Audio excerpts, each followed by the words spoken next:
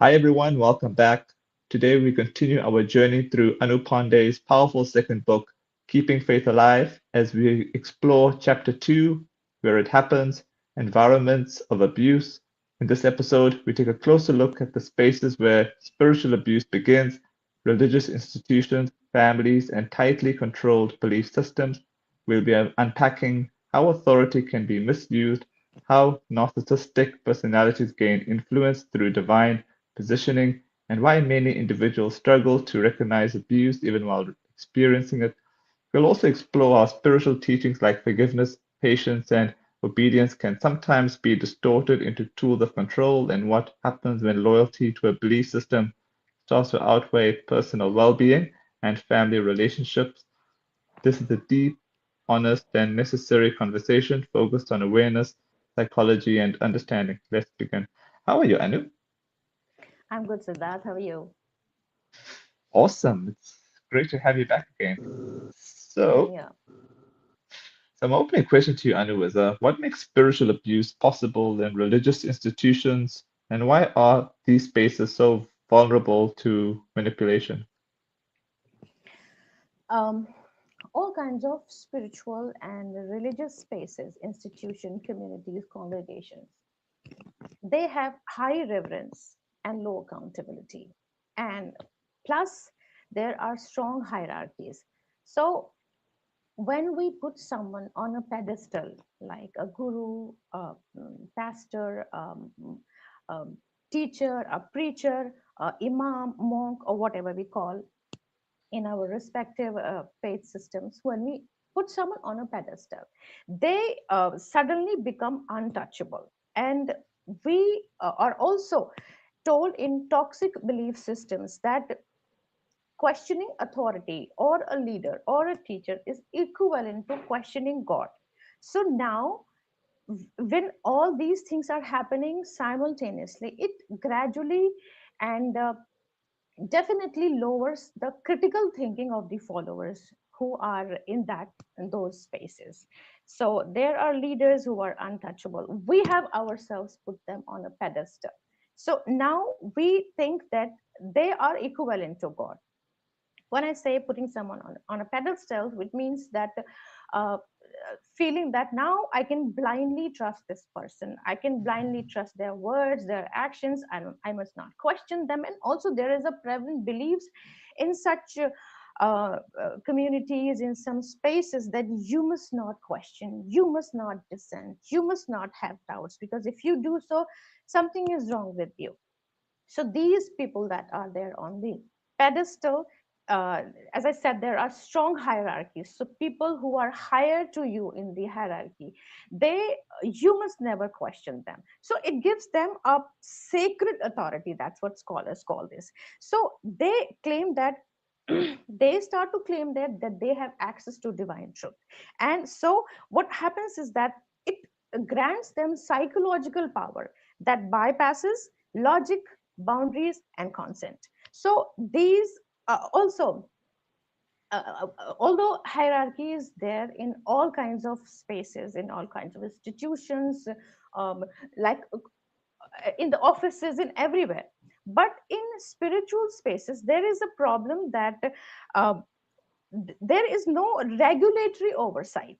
There is, if someone does something wrong, someone who is holding a high position in the hierarchy, if they do something wrong, not only the followers who are following them, who have themselves put them on a pedestal, do not question them, do not try to have any doubts in their minds. They are also never reported outside, and for various reasons they are never reported, never held accountable, that we will discuss later in the session.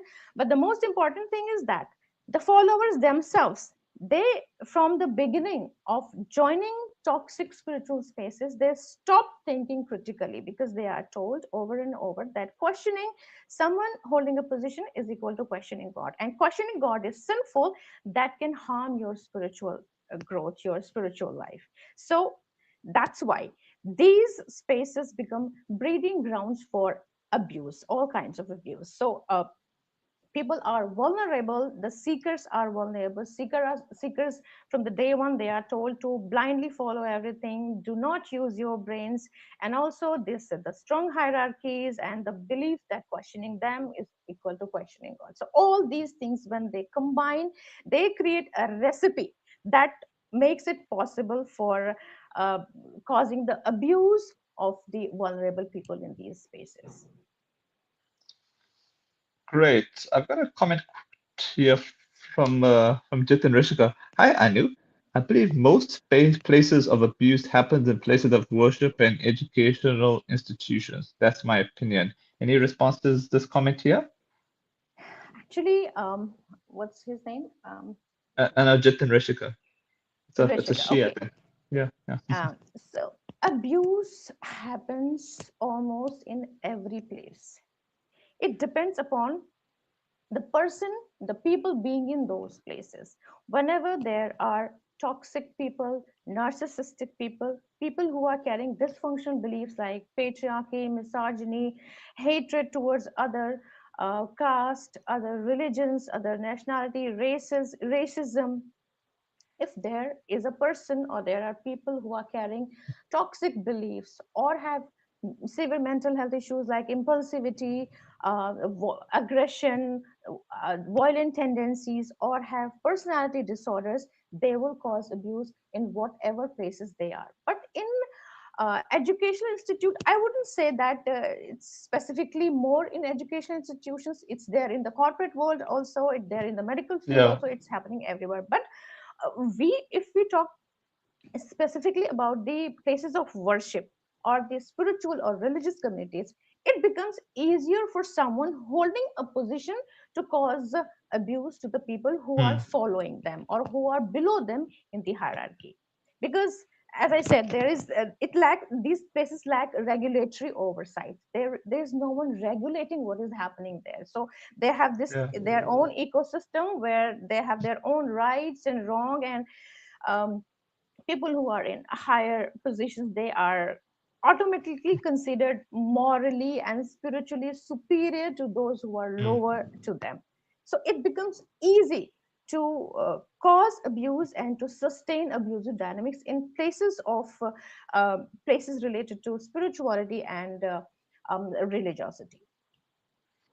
Uh, how do narcissistic personalities use spiritual hierarchies and divine authority to gain control over followers?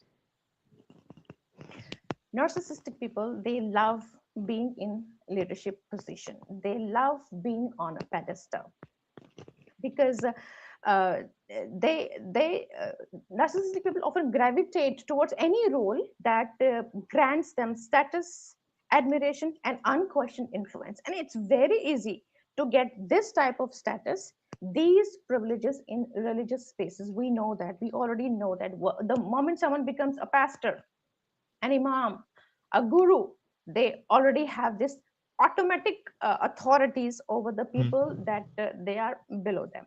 So and then there is also an added bonus in these spaces. Apart from narcissistic people always seek status, admiration, and unquestioned influence, but when they come in the spiritual spaces, they get one added bonus, and that is ability to claim moral superiority without having to prove anything. When I say without having to prove anything, this is true. They don't have to prove any spiritual advancement in reality. I'm talking about the spiritual spaces that are mostly dysfunctional. I'm not talking about very healthy spiritual spaces, because there you have to prove your spiritual advancement, your spiritual purity. But in dysfunctional or toxic cultic environment, you just have to have some managerial skills, some superficial charm, which narcissists and psychopaths already have. You have to have some qualities to attract new people, to impress people, to keep a very good image on the outside. Someone who is fake, it's very easy for them to create and keep an outside good image. So They don't have to prove anything. You just have to have some material qualities, not the spiritual one. In order to gain spiritual position, spiritual leadership, or a spiritual authority, you have to have material qualities like good leadership skill. You should be able to speak nicely. You should have a voice. You should know voice modulation. You should have knowledge of scriptures. If you have, that's also very preferable. You can say verses and sing songs, the spiritual songs and all that. And you should be able to manipulate. If you're able to manipulate and you are able to bring new people, you are extrovert, you are friendly, you are outgoing. So if you have all these material qualities, you don't really need a lot of spiritual qualities also, because what the toxic community needs is number. They are more interested in quantity than quality. They want to attract more and more followers. They want more and more donation. They want to propagate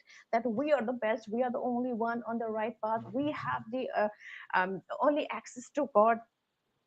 So these type of qualities, the qualities that narcissistic people naturally have, these qualities are beneficial for the spiritual communities, toxic spiritual communities, and the power that spiritual communities grant to these narcissistic people is favorable for narcissistic people. They want to be in power, they want to be admired, they want to have a status.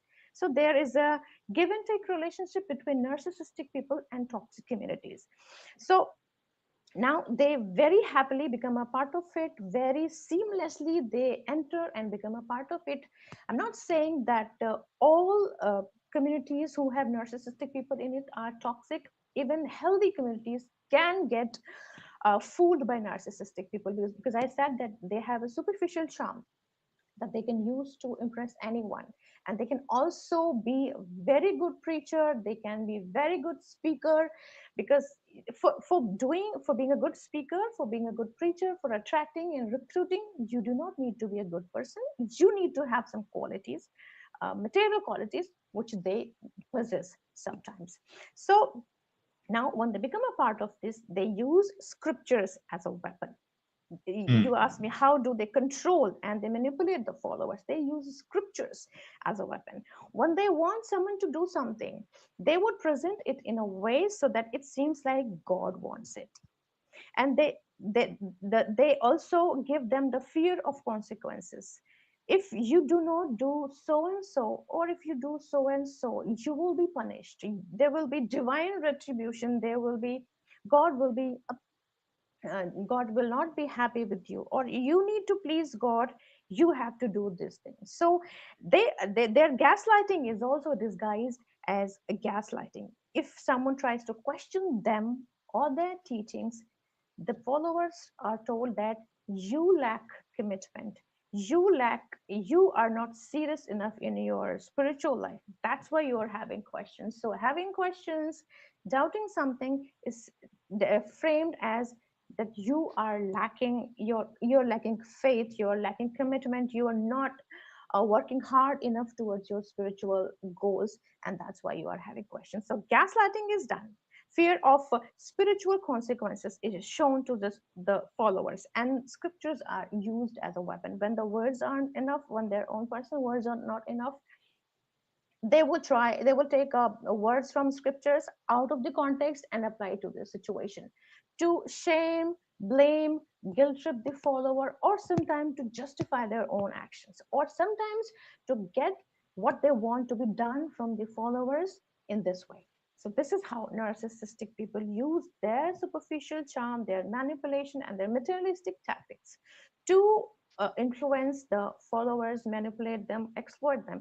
And the community supports them because of the qualities and the contribution that they bring to the community. And it isn't always I would say intentional from the side of the community. Sometimes it's unintentional. Community is not aware because they are so manipulative, they can charm anyone.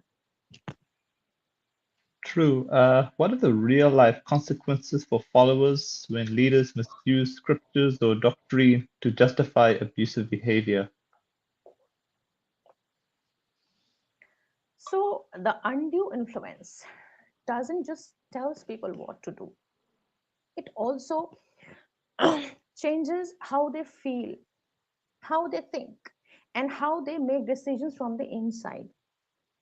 You are not only, the followers, their beliefs, their thoughts, their decisions, their boundaries, they are shaped more by the pressure that they have on them from the seniors in the community rather than their own autonomy. When someone goes through this kind of spiritual abuse, when the scriptures are weaponized against them, when the doctrines or spiritual teachings are used to exploit, manipulate, and harm people, it causes a lot of harm in the followers. And harm can be seen in all the three dimensions: emotional, psychological, as well as behavioral.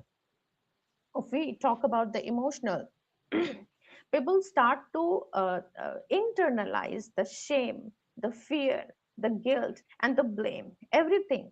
So the voices that are actually the voices that actually belong to the abusers, they get to gradually internalize in the victims, in the followers who are being victimized, and they start to, it becomes difficult for them to understand if it's my voice or my abuser's voice. Because in the initial phases, the guilt comes from the outside, the blame, the fear, it's from the outside. But when people spend a lot of time in such toxic atmospheres, gradually all this becomes internalized and starts to feel like their own.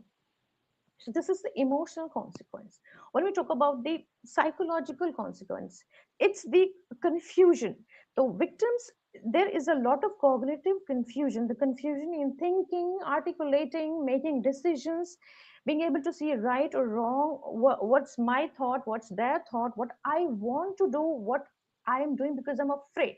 So victims, they lose the ability to trust their own judgment. Also, you are told over and over that you must not use your brain. You must follow blindly what is being told to you because you are coming from the outside. So you have a contaminated mind that is contaminated by the material world. And we are all pure. The seniors here, the leaders here, the teachers here, they are all pure because they are inside the cult, and we have more purer than you are, morally, spiritually more superior than you are. So we know better than you what is best for you. So there is a lot of confusion, and when a follower is doing something, saying something, thinking something, they don't know what is theirs and what is coming from the outside, and they become so afraid of their own thoughts and feelings because of the confusion created by that manipulation, that they lose the ability to trust their own judgment. And directly and indirectly, they are wanted to seek permission, seek assurance, and seek guidance for everything, even for the material issues. So it gradually, starts to erode one's autonomy, on self-worth, and the ability to take judgment in the normal day-to-day life situations. Also, people, and then the third one, so this was the psychological effect, and the behavioral effect is that there is behavioral submission. Victims comply even against their own safety and ethics. In a lot of situations, they feel, they have this gut feeling that what I am doing or what something is done to me is wrong.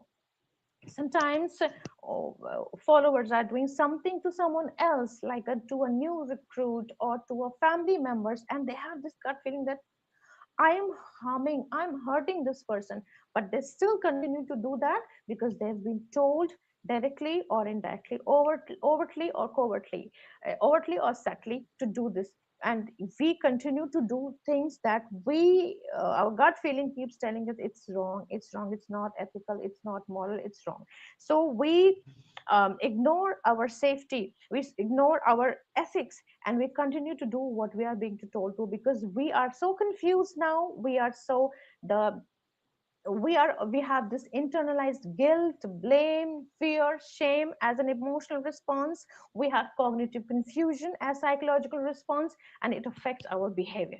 So we do not know what we are doing. We just become like puppets, like robots who Hmm. is given a prompt, that this is a prompt and you have to act accordingly, and People in situations like these, they continue to do that. They do this because they don't know anything. Like they start to feel like I'm not worthy of taking any decisions, and I must just close my eyes and blindly follow whatever is being done to me. So this is how the abusive behavior gets justified, because people are not using their brains and they are just going with the flow. People end up believing that suffering is holy, silence is loyalty, and obedience is devotions, because that's what they are being told from the day one.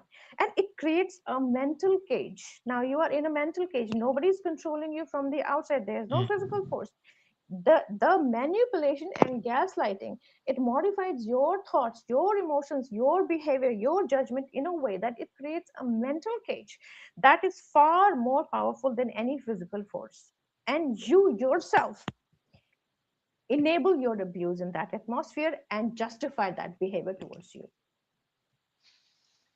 Okay, there's a comment here from Rishjit, and I think it's probably trying to touch what you've just mentioned on. Sometimes victims tend to repeat what is being done onto them. This is true. Not all of them, but a lot of them do repeat what was done to them for different reasons. One reason could be that if let's say I'm associated with a toxic community and something was done to me that was harmful, I know that it was harmful, it was painful, and I suffered because of that. But also I have this cognitive confusion, as I said earlier, that it's for my own good. I was told over and over that um, suffering is holy, silence is loyalty, and obedience is devotion.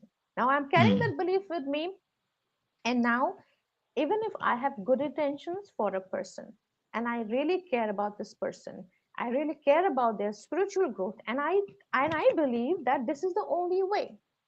Suffering is the only way. Pain is the only way to treat someone. I would do that to them. I might be doing that out of love because I don't know any other way, because that's how I was taught. It's the same thing that happens in parenting. We parent the way we were parented. Unless we do a Mm. lot of healing and psychological work, we would definitely parent. Everyone parents the way they were parented. And it's the same with the preaching thing. We preach how we were preached unless we break the pattern. In some other cases, there could be another reason, which is institutional fear. Let's say I belong to a community where something a behavioral pattern I know is wrong, a preaching pattern I know is wrong, but I'm too afraid to take a stand, because I don't want to be seen as someone who is less committed, who is less loyal to the community, or who is not on the right path. I don't want to be labeled as someone who is less devotional than rest of the people who are blindly following everything. So I might, out of institutional fear, blindly follow what is being done because I'm too afraid to take a stand for myself or to take a stand for others. So this could be the second reason. First reason is confusion, not knowing what is right, what is wrong. Second reason could be institutional fear. Third reason could be I have trauma, so I'm responding from my trauma. Let's say my leader exploited me and they enjoyed exploiting me, or let's say a family member, or if a family member or a friend from my community exploited me and enjoyed for exploiting me, I know that it's possible to get that enjoyment because I will not be held accountable because they were not held accountable. So Mm. if I am a bad person, I have narcissistic tendencies, or I have trauma which is making me respond in a certain way, I might repeat the same patterns to enjoy that. What was done to me, I might want to enjoy that doing to someone else.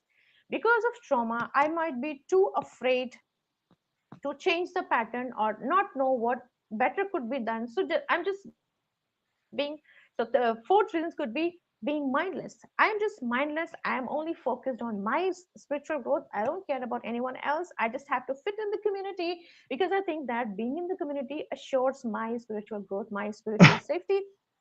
So I'm going to mindlessly follow everything that is being told to me, and I will just take it from my seniors and pass it on to my juniors. I'm not going to use my brain or tire myself and don't need any extra work because I don't care. All I care about is myself. So, for various reasons, people do repeat the same harmful patterns with their own juniors, with the newcomers and people around them, and also their family members.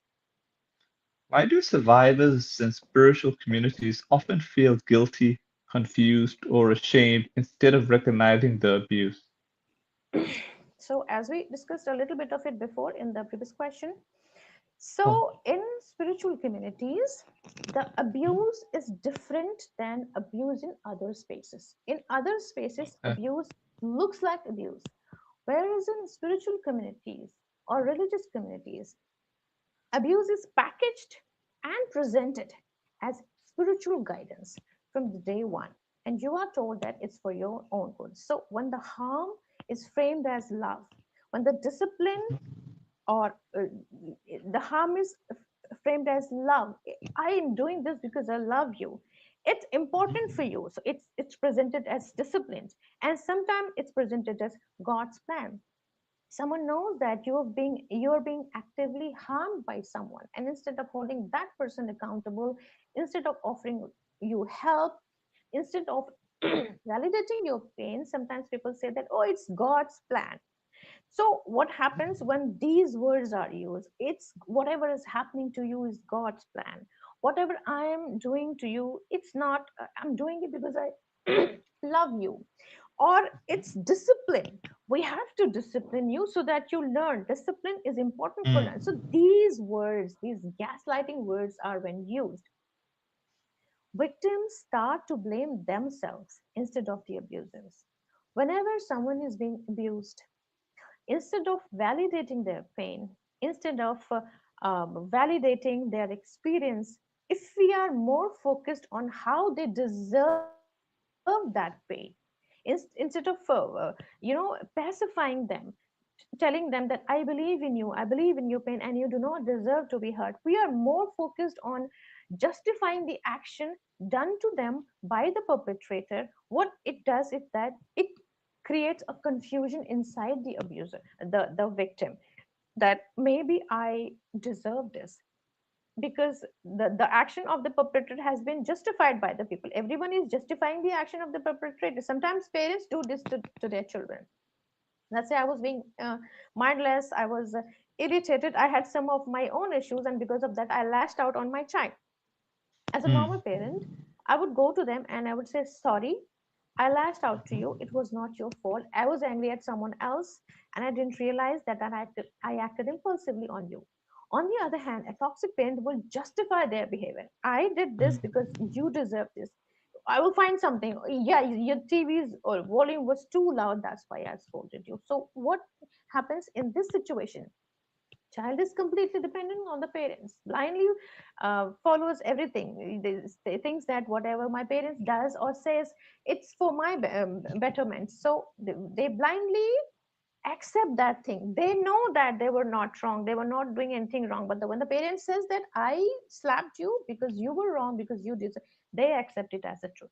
The same thing happens in the spiritual community, because as I said, people are leaders and teachers are already on their pedestal, and questioning them is seen as sinful. And when they especially when a lot of love and care, people are gaslighted and they are told that, oh, this isn't harm, we love you, that's why we did this, and this is discipline, this is important to keep you in line, and this pain that you're going through, it's God's plan. So nobody is talking about the actions of the perpetrator or the harm that is being caused to you. Everyone is focused on making the victim believe that somehow it's their fault. So victims blame themselves instead of the abuser. Now the outer voice becomes their inner voice. They also gradually start to believe that somehow it's my fault because I belong to a lower caste, because I am a mm, woman, because I am poor, because I don't look good. And this is psychological abuse. Sometimes it happens outside of the spiritual spaces as well, in families, in relationships. People are abused and then told that somehow it's your fault. And as a counseling psychologist, I'm telling you, I came across so many people who continue to say that somehow it's my fault. It's so difficult to make them believe that someone abusing you is never your fault. If it's one sided, it's not your fault.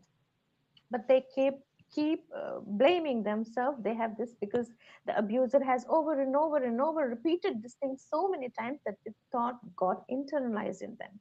Now they have themselves started to believe that I deserve this, it's my fault, it's not them. So this is how abusers enable the victims can sometimes enable the abuse if they have been gaslighted very well. They and in in spiritual spaces they have thoughts like this: maybe my faith is weak, maybe I'm not pure enough, maybe the leader knows better than me, or the perpetrator knows better than me. This self blame keeps them trapped for longer than physical barrier ever could. When I am myself saying that I deserve to be locked inside this and abuse this, who would come and rescue me? Nobody would. So this is the Mm. reason. The self blame is the reason, and self blame results from psychological abuse, the gaslighting, and the manipulation. What does spiritual abuse inside families look like? And how is it different from ordinary family conflict or discipline? Conflict, when we use the word conflict, it's always Mhm. two-sided dynamics. But when we use the Okay. word abuse or violence, it's one-sided. But in spiritual, in families where there is spirituality is prevalent, and uh, the abuser is also into spirituality. I'm not saying when I say the abuser is into spirituality, I don't mean to say that they are spiritual. They might be using spirituality as a mask. They might be using the the rituals, the practices, the all the knowledge of the verses as a suit of armor that would save them from the accountability. Being into spirituality, I said that involved in the spiritual spaces, and whether it's a toxic spiritual space or a healthy one, when an abusive person gets involved in spirituality, it always gets worse. Normally people think that if someone has a bad consciousness, someone is not on a good path, is abusive or a disturbed kind of person, and they become spiritual, it improves their situation. It doesn't. It never does. When a person who is already causing abuse at their home, and whether it's child abuse, elderly abuse, abuse of the spouse, now when they enter the spiritual spaces, now they get this, they get this extra power, that they start to feel that now I am spiritual, so how can I be bad? They also use the practices and the rituals and everything. They do a lot of external and material efforts into proving themselves right, righteous, good, and superior. So it affects the family in the worst ways. And uh, in ordinary family conflict, the victims can raise voice against what is happening to them, and they can hold the abuser accountable. Whereas when the abuse becomes spiritual abuse, and the person abusing has an spiritual influence, they are doing spiritual things, they do use spirituality to justify their actions. As I talked about narcissistic people, they think Mhm. they have become morally superior, and they have the right to dictate the religious beliefs and practices of their partner, of their children, and they also use scriptures to justify punishment. Abusive people like to justify their actions, and it becomes very easy when you have scriptures in your hand. god wants you God wants you to obey me.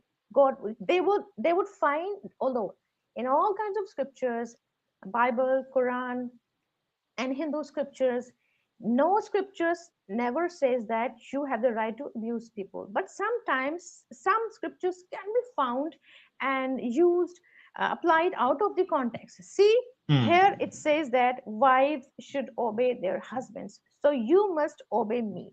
But the scripture doesn't says that you must obey your abuser. It says Mm. you must obey your husband. It says you must obey your parents, but it doesn't say you must obey your abusive parents. If the parents are harming children, abusing them in severe ways, I know people who have been severely abused by their own partners, by their own parents. And then they use scriptures to justify that.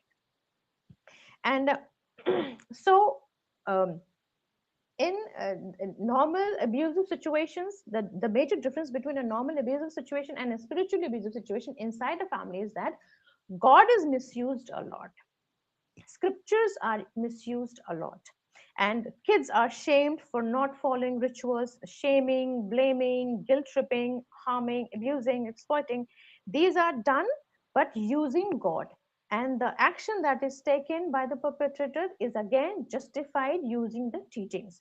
So forcing family decisions in the name of the God, so controlling the family. If the abuser is controlling, it has controlling behavior as well, it becomes further easier for them. And especially if the family is not that much into spirituality, it becomes more easy. And in such cases, the victims also sometimes second guess themselves. This person is closer to God and this person is doing more rituals, there has to be something wrong about me. So Mm.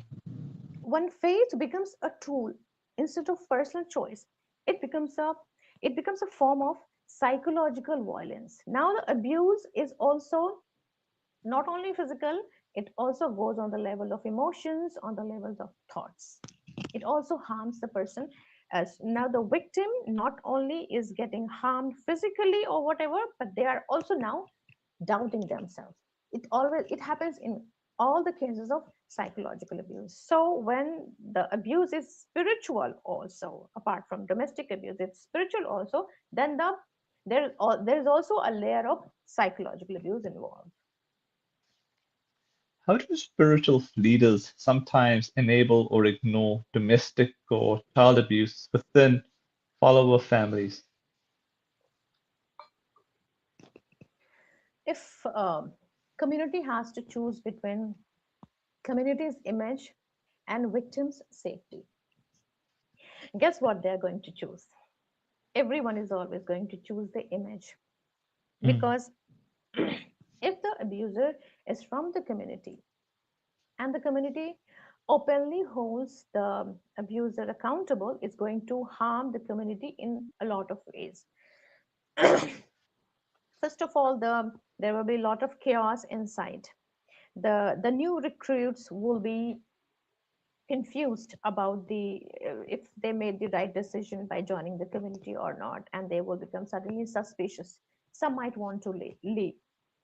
The outsiders who were about to join, who are about to get recruited, they will also become suspicious. If the people who are already in the community are doing these kind of things, should we become a part of this community? Is it worth our time, our energy, our emotions, our spiritual life? People who were planning to get something on the community, so who already didn't like the community, who are trying to find some dirt on the community, they will get a very good chance, and now they will use it as a propaganda against the community.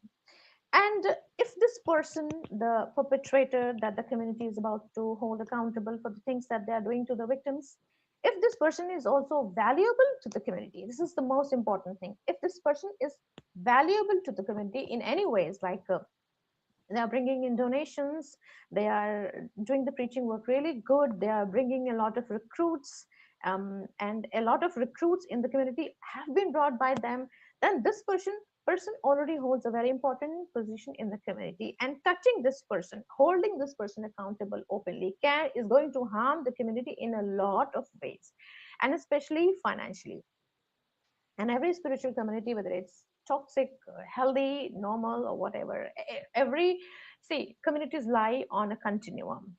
There is no community who is 100% healthy or totally toxic. Everyone lies on a continuum.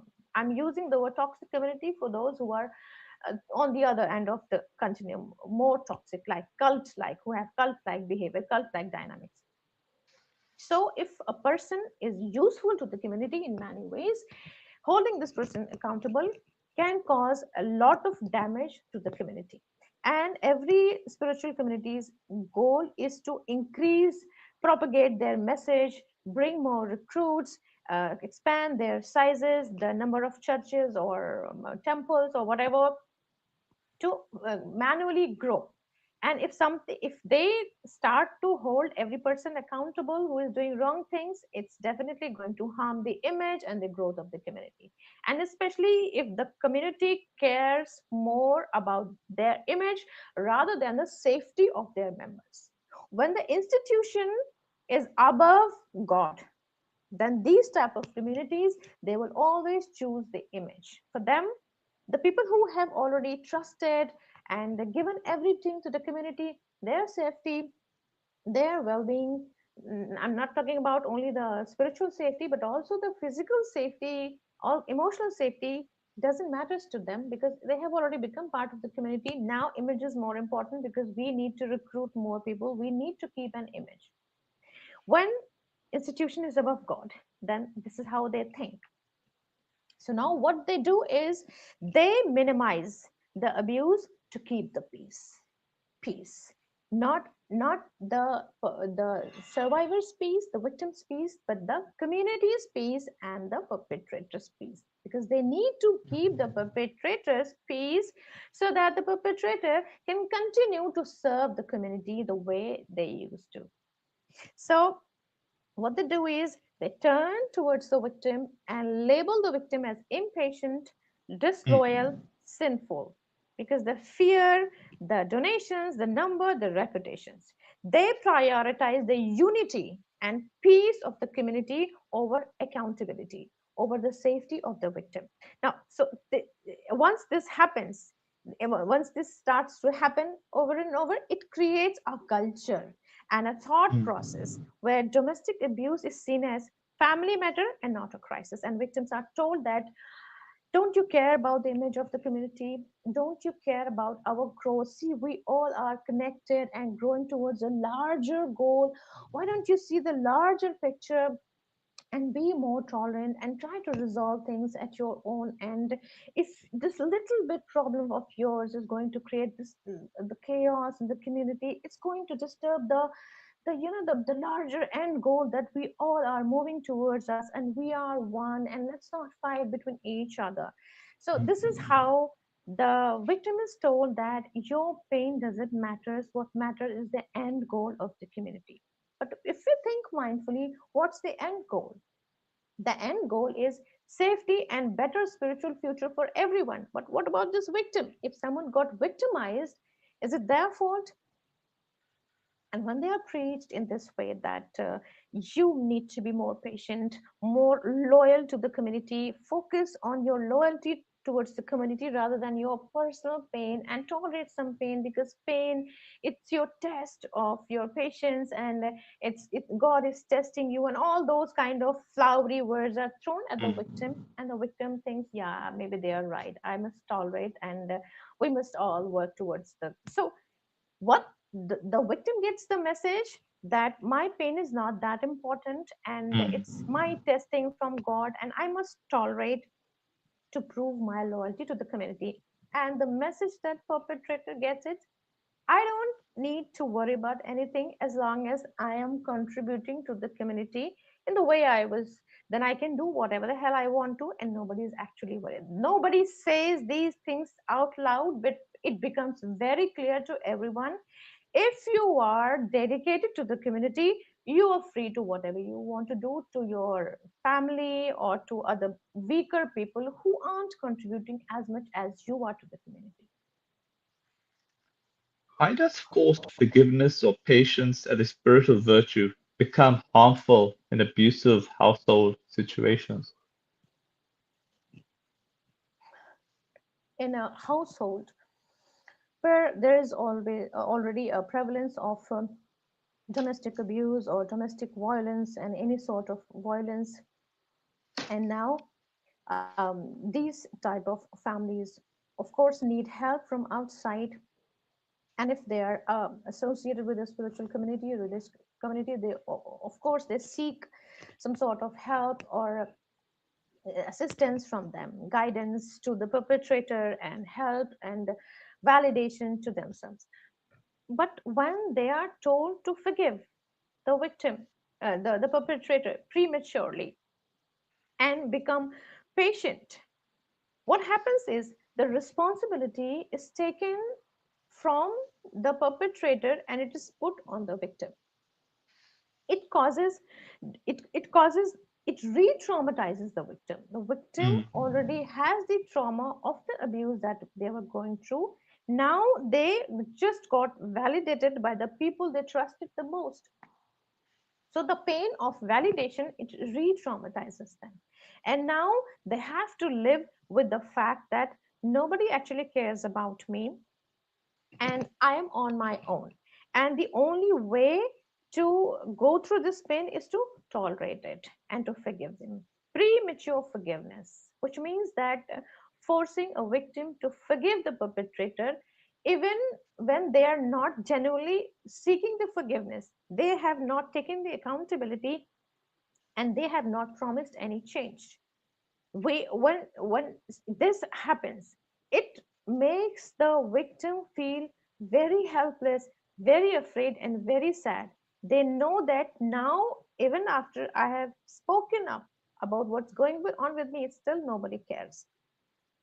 And when it happens in spiritual communities, it can be really terrifying, because you are told that this is your family, this community is your family, and now the family is minimizing your pain or denying your pain because they are more concerned about the unity and all that. So, mindlessly, in a lazy way, this is a very lazy response to domestic abuse in spiritual communities.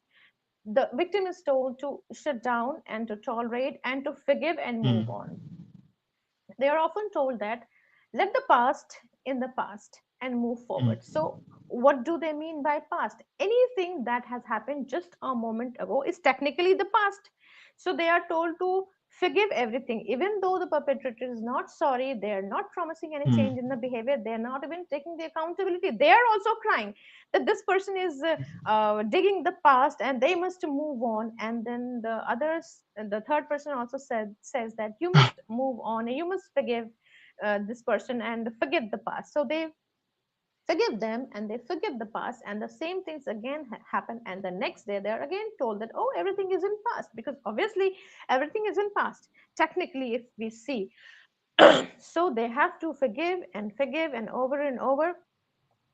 And then again, the perpetrator gets the message that nothing is going to happen to me because the responsibility is on my victim. They will be told to forgive me. And if again someone tries to hold me accountable, if again this person tries to take stand for themselves, I will say that you should forgive and you should forget. So using these words, forgive and forget, mindlessly in case of domestic abuse, child abuse, can be very harmful for the for the victim. And sometimes spiritual teachings are also used. This law of karma is also used. See, the perpetrators should be told that you are creating bad karma by abusing this person, but instead, mindlessly, the burden of karma is put on the victim, and they are told that, oh, you are going through because of your past karmas. You know, I have had clients who Mm. would come to sessions who have been hurt and harmed by people, and they would come and say, oh, I know, I'm hurt, I'm in this pain because of my karma, because they have been told by someone over and over and over, because you are in this pain because of your karma.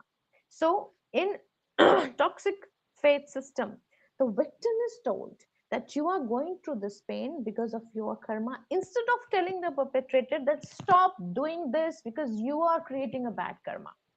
Karma is used in a wrong place, the teaching of karma is Mm. used in a wrong place. So this is how the forced forgiveness or patience as a spiritual virtue becomes harmful, very harmful in abusive household situations. One has to be very mindful while communicating with someone who is going through domestic abuse. Never ever minimize someone's pain. And if you are not mindful enough to have a conversations like that, please do not have the conversation, because someone, a victim of abuse, very it takes a lot of courage to open up to someone and tell them what someone has been through. If someone is giving you that importance, if someone is trusting you enough to open their heart to you, listen to what they are saying mindfully and respond mindfully. And if you don't know what to do or say in a situation like that, then shut your mouth and just be there for them. Just at least be a good listener. But when someone is in a lot of hurry, sometimes people give mindless, when we put someone on a pedestal and Mm. start to see them as god, they might even mindlessly respond to our, if we reveal some problems, we have some questions to them. I have myself personally noticed sometimes people reply mindlessly because they are too busy and they are getting too many queries. So you know what it does to those who trust in you? You break their trust. One day they will realize, and it will break their trust on you. How does loyalty to a cult-like group begin to override loyalty to one's own family members?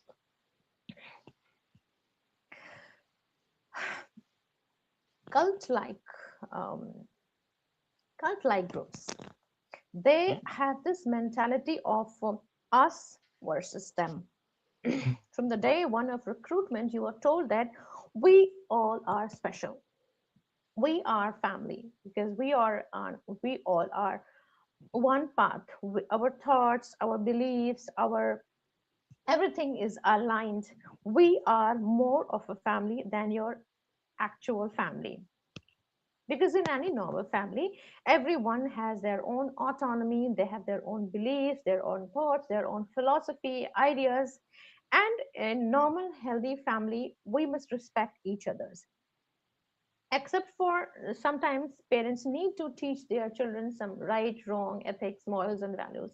Otherwise, everybody has right to have their own opinions and their own philosophy of life, choose their faith system, decide what rituals they want to use.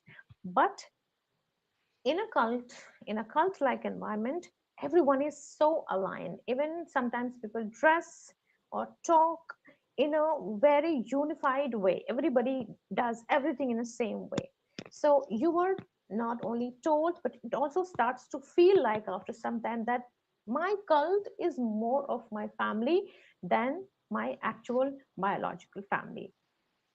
And also, um, the purity thing is the in cults like environments, members are told, followers are told that we are more pure than them. As I said, us versus them mentality, we are more pure, we are more on the right path towards god, and the outsiders are impure. So after some times, people who are committed to the group, who are conforming to the cult like group, they start to feel like that their family is not pure enough because it's not the part of the cult. So family members uh, are seen less of the family than the cult itself. Mhm. Also, anyone who ignores their family responsibilities and engagements with the family and tries to give more time to the cult are praised over and over publicly. They see this person had this responsibility at home and still they chose to come here. See how loyal they are, how committed they are. We all must be like this. So when we are praised for doing something, we want to do more of that. It's a general human tendency. If we are being praised for something, we would want to do that more because we want to get praised more and more, especially people who are coming from dysfunctional families, who lacked true connections in their life, and suddenly they have this admiration, this attention, this validation and appreciation coming from the cult. Now they like it because they never experienced that before. So now they would do more of what gets them from the community: the admiration, the appreciation, the praises. And even if it includes ignoring your own family, the needs, the emotional, the physical, the financial, and the social needs of your own family. So loyalty to a cult like group, I'm not saying spiritual community, loyalty to a cult like group, it overrides the loyalty to one's own family members, because you are made to feel special whenever you leave your responsibilities and at home and come here, and not just you, everyone is praised. And so people start to gradually feel like, yes, the right thing to do is to be here at any cost, be present, be always ready to serve in the cult rather than in the family. So the sacrificing your family needs is seen as that you are more devotional, you are more serious, you are more loyal to the community. Researchers call this bounded choice. Your world becomes so small, your world becomes this community, that disobedience feels dangerous. Sometimes some people who have good intentions, who are loving and caring family members, who actually care for their family, but for some reasons they joined the cult, became a part of the cult. Now they do feel the pain for ignoring their responsibilities, for leaving their family in pain and being present here. But they have this fear induced by the groups, the collective gaslighting done by the group to them, consciously or unconsciously, that it's safer to be here, to be loyal to the community, to the cult, than to be your family. So it's really harmful, and especially in those cases where this conforming family member was already abusive to the family, or already avoiding their responsibilities at home, it gets worse. What happens to non-conforming, family members who resist joining or following a cult belief system? When one person joins community that is not very healthy community, cult like family, the one that has us versus them mentality, we are purer, more superior than the outsider, we are the only ones on the right path, we are the only ones who have got copyright to God. Mm, If someone becomes a member of this type of cult or community, now they are told by the rest of the community that bringing the rest of your family is must for your spiritual life. The rest of the family, not just the family, but the anyone, your colleagues, your friends, mm, your relatives, everyone is seen as projects to be converted, to be joined, not as people anymore. And the member is told that it's your responsibility, it becomes all your responsibility, and all these things are told in a very loving and caring and very manipulative ways, that people don't realize that they are being manipulated in thinking that mm, it is your responsibility to convert the rest of them. If you are a good, loving, caring person, you must convert them. And they also equate your ability to convert people, to bring recruit people into group, to your purity as a follower. They would often say that if you are pure enough, you would be able to convert yourself. So now it comes to their ego. Oh, so it means if I am not able to recruit a lot of people, it means I'm not pure enough. But the so and so member of the community is converting a lot of member, it means they are pure than me. It comes to your ego, and to your ego, to your self respect. And the community also sees the non-conforming family members as a challenge. They take it as a challenge. They keep on working towards it directly and through the conforming family member. Sometimes the conforming family members could be very loving and caring, but still they would, when they get brainwashed, they would stop caring about the emotional, the psychological, the social, all kinds of needs of their family members. And instead of working on their personal relationships, their bond, they would be more focused on recruiting them to the community. That's one thought that will, override everything else. The needs of the family, the problems that they are going through, the challenges in their relationships, the everything is seen as irrelevant, because you have to prove your loyalty to the community, you have to prove that you are a serious follower, and you have to prove that you are pure enough, because your purity equals to your ability to convert them. So people are seen as projects, your close friends, your relatives, and especially your family members. And also, this is very important, a confirming family member is told that from the day one that you are more fortunate than your family. You are more spiritually superior than your family. That's why God chose you first. That's why God chose you, so that you can bring them, because God knew that, misusing God's name over and over to brainwash the person.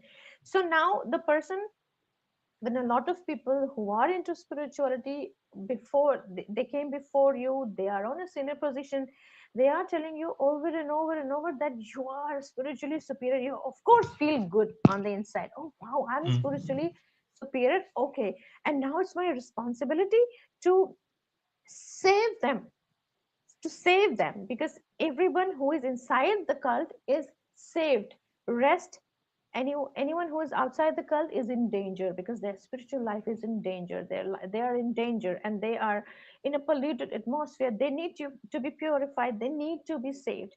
And the only way to save them is to bring them inside the cult. Once they are inside the cult, once they become member of the cult, they will be saved, and then you will be a good family member. So this is how the confirming family members are manipulated into thinking how the their only mission in the life right now is to bring the rest of the family. And the members who resist, it causes chaos in the family, because this confirming family member is now totally filled with the thoughts and belief that there is no right way, no other right way except to somehow bring this family inside the cult, and they will do anything by hook or by crook. They will bring the family inside, and the if the family member resists, it's the confirming family member starts to think that something is wrong with them and they are on a wrong path, and I must save them. This thinking of I have to save them, it creates Mm. sometimes a lot of chaos in the family. And especially if this confirming family member is abusive, then it makes the situation worse.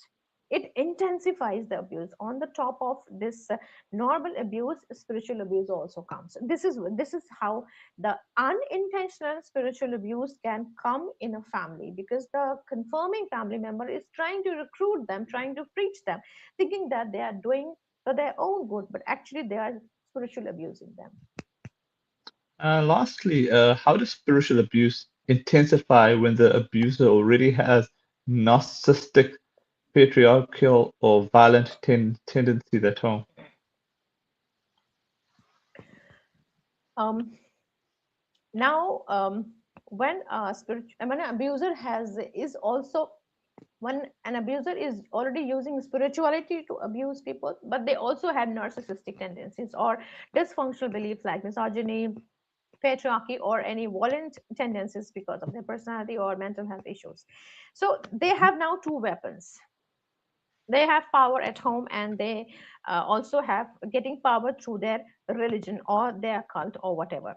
So people like these,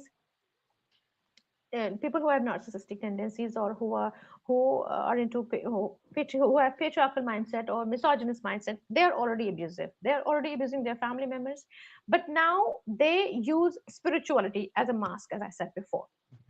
They justify the control. Abusive people like to control everyone around them because they want everyone to live their life in a way that suits them, their needs. And for that, they need to control people. And when you have spirituality in hand, you have scriptures in hand, you can very easily use that to control them, because then you won't have to put a lot of physical force to do that. The work will happen psychologically. You just throw some verses at their face and tell them, see, God made me the head of this house. I am the male of this house, or I am your mother, so I gave you birth, so I have the right. Scripture says you must respect your parents, you must obey your parents. They also demand obedience using scriptures, using doctrines. It's your duty to serve me as a child, as a wife. It's your a duty as a husband to provide me. Sometimes women are also abusive and they might use scriptures as well, because once they are into spiritual, they start to think that I am superior. And toxic narcissistic people do not become spiritually elevated. They just learn a lot of rituals and verses and scriptures so that they can use them to defend themselves, to justify their behavior, and to demand obedience, justify control, and avoid accountability. They may say things like, you are testing my patience, this is a lesson for you, things like that. So they mask their abuse by saying things like, I am a spiritual person, I can't be the problem. Domestic experts call it dual abuse, when spiritual control layers on the top of any other form of physical or psychological abuse. And then, as I said earlier in the beginning of the podcast, that it also causes a lot of confusion and self doubt in the victim. Victim think Victims think like this person is doing so many rituals and they are reading scriptures and they are spending so much time with people who love God, who are being loved by God. So definitely what they say should be right. Something has to be wrong with me. Like they say that maybe God is testing my patience, maybe it's my duty to serve them as a child or as a spouse, but I am not doing in a right way, maybe I should try harder. So instead of seeing abuse as abuse, victims start to internalize guilt, fear, shame, and start to doubt themselves. So spiritual abuse gets intensified because the victims themselves enable their abusive behavior because of the doubt that is created by them. So narcissistic people who already have these tendencies because of anything, narcissism or whatever, when they use spiritual abuse, it gets worse. All I gotta say, the thanks so much for your time, Anu, and I hope to catch up with you once again. Yeah, see you again. Thank you, Siddharth, for inviting me. You're most welcome.